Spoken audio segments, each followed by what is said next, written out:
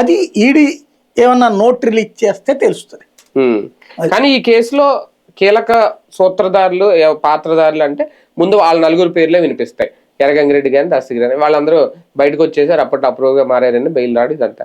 కానీ డైరెక్ట్ గా అవినాష్ రెడ్డి టార్గెట్ అవుతున్నారు ఇప్పుడు ఈ కేసులు. ఇప్పుడు సడన్ గా ముందు ఆయన ఇంటికి వెళ్ళిన తర్వాత ఇవన్నీ కూడా సోదాలు చేశారు. లేదు అందరిలోకి ఒకేసారి వెళ్తారు. మనకి బ్రేకింగ్ లో ఫస్ట్ సాధారణంగా అవినాష్ రెడ్డి పేరు చెప్తారు, పరిచయం అంటే కాబట్టి జగన్ తమ్ముడు కాబట్టి. రెండోది ఏంటంటే ఆ కేసులో సిబిఐ కూడా అవినాష్ రెడ్డి కుట్రకు సూత్రధారిగా పెట్టాల, సాక్ష్యాల తారుమారు నిందితుడిగా పెట్టింది. అవినాష్ రెడ్డి భాస్కర్ రెడ్డి ఈ ఎర్రగంగిరెడ్డి అక్కడ హడావిడి చేశాడు. ఆ హడావిడి చేసిన టైంలో ఏది అతను పడిపోయాడు అన్న టైప్ లోనే చెప్పుకొచ్చారు. రక్తం వాంతులైనవి, పడిపోయాడు, దానికి కొట్టుకున్నాడు అన్నటువంటిది.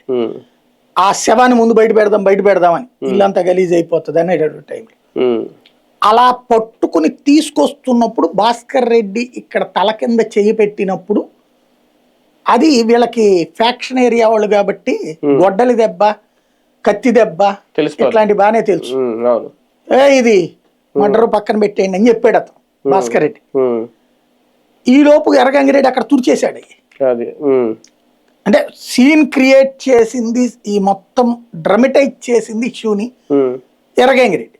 అతను అవినాష్ వాళ్ళకి బంధువే, ఇటు వీళ్ళకి వివేకానంద రెడ్డి వాళ్ళకి క్లోజే.